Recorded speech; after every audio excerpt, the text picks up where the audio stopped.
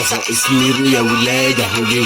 يلا نسقف ونقول هي، هنحكي حكاية ونحفظ آية ونضحك ضحكة. هنحكي حكاية ونحفظ آية ونضحك ضحكة. يلا بسرعة تعالوا معايا نسمع ميرو هتقول ايه.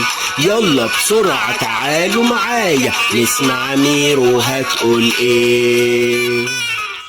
وبعدين يا سارة هنعمل ايه دلوقتي؟ اديكي شفت الاستاذ عادل عمل فينا ايه، وورا صورنا للناس كلها اللي احنا بعتناها له واحنا واثقين فيه. وزي ما انت شايفه لما جيت احكي لماما عشان تلحقني في المشكلة دي ضربتني وبهدلتني وحبستني في البيت. طبعا خلاص على كده انا عمري ما هثق فيها تاني، ولا عمري في مرة هاجي احكي لها اي مشكلة، لان هي ما بتحبنيش اصلا. انا عارفة ان احنا غلطنا يا اماني، غلطنا ان احنا وثقنا في ولد صغير زينا، ونسينا سمعتنا ونسينا الناس هيقولوا علينا ايه. لكن بصراحة انا لما حكيت لماما كنت خايفة زيك، لكن الحمد لله طبطبت عليا، واستغربت ان هي خدتني في حضنها كمان وقالت لي ما تخافيش، اهم حاجة ان انت جيتي وحكيتي ورجعتي لي اوام، اي حاجة بعد كده هنعالجها. ودي حاجة فرحتني قوي يا اماني، خلتني حكيت لها كل حاجة. ومش بس كده، اي مشكلة كانت بتواجهني كنت بطلع قادرة اقول لها. بس انت مال قلتي كركبة ليه؟ وبعدين يا امان انت خسرتي حاجات كتير قوي، حتى اصحابك مش عارفة تتعاملي معاهم، هتعملي ايه دلوقتي؟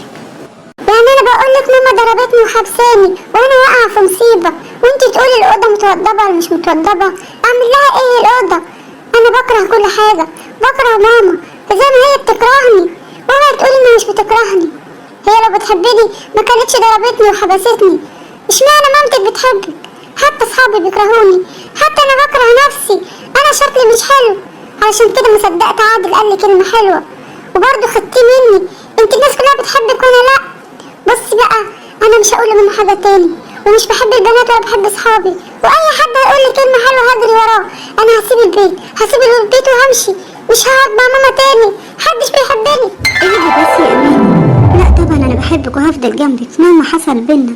احنا غلطنا بس لازم نعدي الغلط ده، وصدقيني مامتك بتحبك، هي بس عبرت بطريقة حبها وخوفها عليكي بطريقة غلط، وده اللي لازم يعرفوه بابا وماما ويعرفوه اهلنا، ان طريقة التعبير والحب لازم تكون واضحة مش بالضرب والعنف. صدقيني يا اماني، صدقيني هنعدي بالمرحلة دي. انت لا عارفة تاكلي ولا عارفة تشربي ولا عارفة تهتمي بنفسك، لازم ترجعي اماني لواثقة في نفسك من تاني. اقولك تعالي نسمع حصة ميرو بتعمل حاجات حلوة قوي وبتدي نصايح جميلة، اكيد هنستفاد منها. يلا يا اماني ما تخليش الماضي يكسر فينا حاجات حلوة، انت لسه بنوتة جميلة والناس كلها بتحبك. يلا بينا نشوف ميرو عايزة تقول لنا ايه وتفهمنا ايه. مساء الخير اصحابي الصغيرين في كل مكان، اهلا بيكم في برنامج قصايص ميرو يذاع حصريا على قناة صوت الامل الدولية. معاكم مرسى، هتشوفوني كل خميس الساعة 7 بتوقيت مصر. اصحابي الصغيرين، اتكلمنا الحلقة اللي فاتت عن موضوع مهم جدا، وعلشان الموضوع كان حلو، الموضوع كان طويل، ملحقتش ان انا اخلصه لكم في حلقة واحدة. لكن لسه يا ولاد الموضوع مخلص، لسه يا ولاد بنحكي عن أمثلة الحب المقدس في الكتاب المقدس وإيه أنواع الحب. وكمان هنحكي الحلقة دي عن دور الأم لما تعرف المشكلة من بنتها أو من بره، إيه تصرفها والمفروض الصح تعمل إيه. شفنا كمان يا ولاد عادل واللي عمله مع صحباته البنات سارة وأماني، وطبعا استعمل الصور بشكل مش كويس واستغل الثقة دي بشكل مش كويس، وما نقدرش طبعا نلوم على عادل وحده لأن الخطأ كان من سارة وأماني. طيب تعالوا نشوف ونفتكر أول الفيديو إيه اللي حصل لسارة وإيه اللي حصل لأماني لما مامتهم عرفوا هما الاتنين، وإيه الفرق بين الأم اللي اتصرفت صح والأم اللي كان تصرفها مش كويس. الأم لما عرفت من أماني أخدت الموضوع بشكل مش كويس، عاقبت الطفلة، عملتها بعنف جامد قوي. كان ايه النتيجة؟ اماني فقدت ثقتها بنفسها، قالت استحالة ان انا اتكلم مع ماما او احكي لها اي حاجة بعد كده. ده طبعا اكبر خسارة تخسرها الام، لان ثقة البنت لما تخسرها الام دي حاجة ما تتعوضش. اول حاجة يا ولاد المفروض الام تعملها قبل ما تعاقب بنتها، لازم تاخدها في حضنها الاول وتطبطب عليها وتديها حنية واحتواء اكتر من اي وقت عدى، لان هي دلوقتي محتاجاكي، هي تايهة، هي محتاجة ايد تشدها وتعدي بيها بر الامان. هي متوترة، مش عارفة تعمل ايه. هي عارفة متأكدة ان اللي عملته غلط، وخصوصا بعد المشكلة اللي وقعت فيها مع عادل او مع غيره، لكن كونك تردي عليها بعنف ده هيبقى يعمل لها مشكلة كبيرة قوي. زي اماني فقدت ثقتها بنفسها وثقتها بمامتها وثقتها باصحابها، وعندها استعداد تعمل اكتر من كده تاني وتكبر في الخطأ، وهي ضميرها مرتاح، لان لما بنعاقب ولادنا بيعملوا الخطأ وهم مبسوطين وضميرهم راضي وبيقولوا كده كده احنا بنتضرب. طب تعالوا كده نشوف سارة قد ايه هي فرحانة، قد ايه هي تفهمت المشكلة وعرفت خطأها بشكل ايجابي، وعرفت قد ايه ان هي كانت غلطانة من غير خوف، من غير اي قلق. بالعكس هي كده عارفة ان لو حصل اي مشكلة معاها هتطلع تجري تكلم مامتها بمنتهى الاطمئنان والامان. طيب احنا حكينا كتير في الموضوع، ولازم نكمل الحلقة اللي عدت، الحاجات اللي احنا ما سمعناهاش. هنتكلم عن أمثلة الكتاب المقدس، بس قبل ما ندخل أمثلة الكتاب المقدس وأنواع الحب المقدس والغير مقدس، تعالوا بينا نرحب بأصحابنا الصغيرين اللي بعتوا صورهم النهاردة علشان يكونوا ضيوف برنامج قصائص ميرو. نرحب بالصغيرين الحلوين مارفي متى بولس ويساب متى بولس من المنيا، ونقول لهم أهلا بيكم أصحاب الصغيرين، منورين حلقتنا برنامج قصائص ميرو. لما نيجي نسأل الكتاب المقدس يا ولاد عن قصص الحب الجميلة والحب المقدس، يحكي لنا قصة يعقوب ورحيل. ماله يعقوب؟ يعقوب أحب رحيل جدا جدا، وخدم باباها 14 سنة بيشتغل عند بيت باباها. حلو، جميل يا يعقوب ان انت حبيت رحيل، بس تعالوا نفكر كده يا ولاد. يعقوب لما حب رحيل حبها ليه؟ حبها عشان جميلة أوي، وكمان في حاجة تاني، رحيل بنت خاله. وفي حاجة كمان مهمة، ان هو لما خدم خاله خدمه لان كده كده كان وحده هربان من اخوه عيسو. طب في حاجة كمان، ان باباها كان غني. ماشي يا عم يعقوب انت حبيت رحيل. في قصة يا ولاد اعظم بكتير في الكتاب المقدس عن الحب المقدس. القصة دي يا ولاد بترمز لحب الرب يسوع للنفس البشرية الخاطئة. القصة دي عن هوشع اللي حب جومر. جومر يا ولاد كانت إنسانة عايشة في الخطية، وربنا أمر هوشع إن يتجوزها ويجيب منها أولاد، وأخدها يا ولاد من الخطية وأحبها جدا جدا. حب يا ولاد بدون سبب، بدون شروط، بدون مقابل، وأحبها وأخلص لها يا ولاد. ومع ذلك جومر رجعت للخطية وسابت هوشع، وتلف السنين وتلف الأيام وتكبر جومر، ومن ملامح جمالها تروح وتتباع في السوق يا ولاد. واللي طلبوا سعر فيها طلبوه سعر رخيص وقليل، لكن لما شافها هوشع يا ولاد وهي بتتباع في السوق بتمن رخيص قوي، شافها بعيون الحب، شافها وكأنه أول مرة يحبها وأول مرة يشوفها. على الرغم ان الملامح اللي في وشها الجميلة كلها راحت وسنها كبر والخطية وحاشتها اكتر واكتر، ولكن يا ولاد شافها جميلة، شافها حلوة، شافها وهو لسه بيحبها. ده يرمز يا ولاد للرب يسوع اللي بيحبنا بوحشتنا وبيحب النفس البشرية رغم اخطائها ورغم ذنوبها الكتيرة، رغم بشاعة شكلها، رغم ان الخطية بتبقى موحشة الانسان، لكن ربنا بيحب الانسان حتى لو هو بيكره الخطية، بس بيحب الانسان وبيشوفه حبيب، بيشوفه حد قريب، بيشوفه لسه بجماله. اخدها هوشع يا ولاد ورجعها بيته، وهو شايفها بالنسبة له اميرته والملكة اللي لسه بيحبها، ملكة المتوجة على قلبه.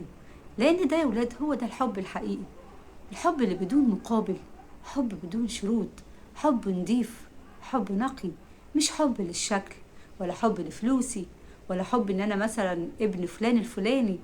اللي بيحبك لشخصك مش لشكلك، اللي بيحبك لروحك، مش علشان معاكي فلوس أو علشان انتي في مركز مرموق أو علشان أبوكي حد مهم.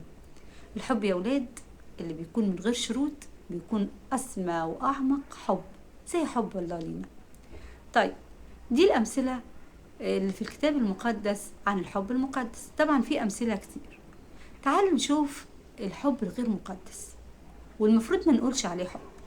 من ضمن أمثلة الحب الغير مقدس هو حب أمنون لأخته سامار. الموضوع واضح، ما ينفعش واحد يحب أخته بس هو ما حبهاش.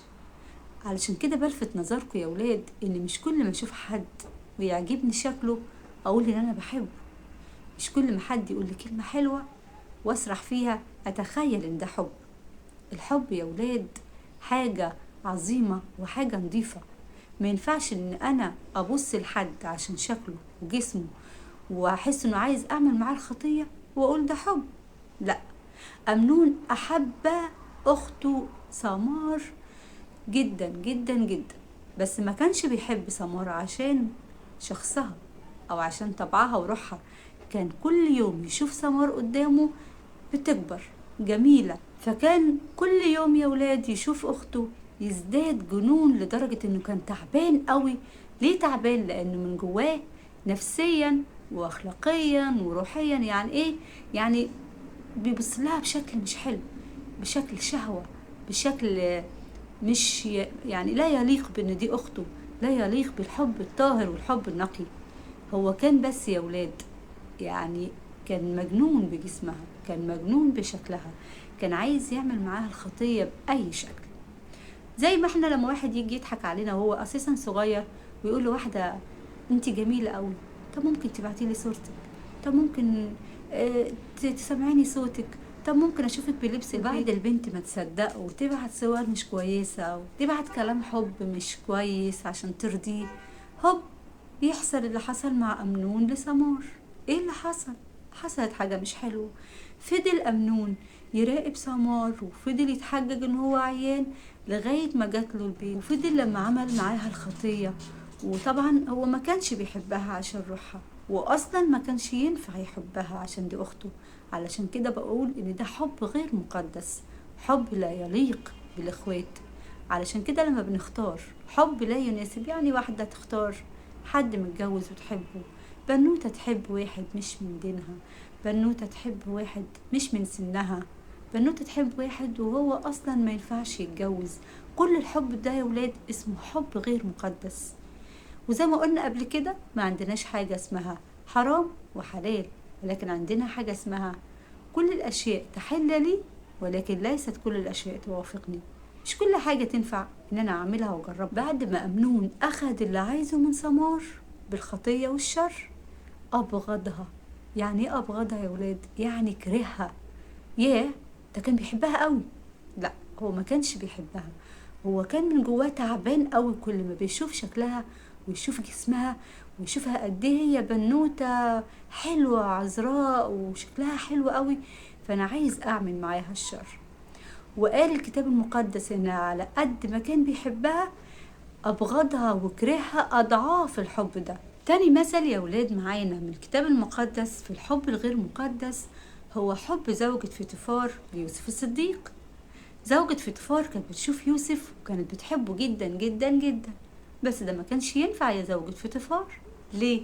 اولا انتي متجوزة، ثانيا هي كانت بتبصله بصة مش كويسة علشان كان وسيم وشكله حلو.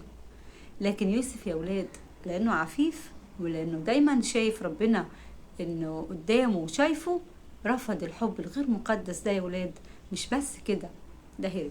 التصرف اللي عمله يوسف الصديق يا ولاد تصرف جميل قوي. كون ان هو يهرب من الخطية ويقول ان ما اقدرش اعمل الشر ده قدام ربنا، دي حاجة جميلة قوي. تعالوا بينا يا ولاد نطبقه كعلاج لأي مرحلة او اي مشكلة في الحب احنا بنقع فيها في سن ما ينفعش فيه ان احنا نكمل في الحب ده. يوسف الصديق يا ولاد كان بيحب الكل وبيخدم الكل، وقبل ما يترمي في البير كان رايح يودي اكل لاخواته، يعني رايح يخدم. فانت كده خليكي خدومة وانت خليك خدوم ومحب للكل. بلاش تخصص حد بمشاعر معينة او يزيد عن حد في حب. يوسف الصديق كمان يا ولاد كان دايما شايف ربنا قدامه، علشان كده ما قدرش يغلط قدامه، وقال ازاي اعمل غلط ده قدام ربنا، لانه متأكد انه شايفه. انت كمان وانت كمان ربنا شايفنا في كل لحظة وفي كل وقت. فلو احنا شايفين ان الحاجة اللي بنعملها دي بنعملها متخفية من ورا بابا وماما، وبنعملها من غير ما الناس تعرف، ربنا شايفنا. وربنا شايف قد ايه احنا محتاجين للحب ده. لكن ما ينفعش ان احنا نعمل حاجة دي بشكل خاطئ، او بشكل يزعل مننا بابا وماما، او بشكل يرهق مشاعرنا ويرهق قلبنا ويتعب نفسيتنا.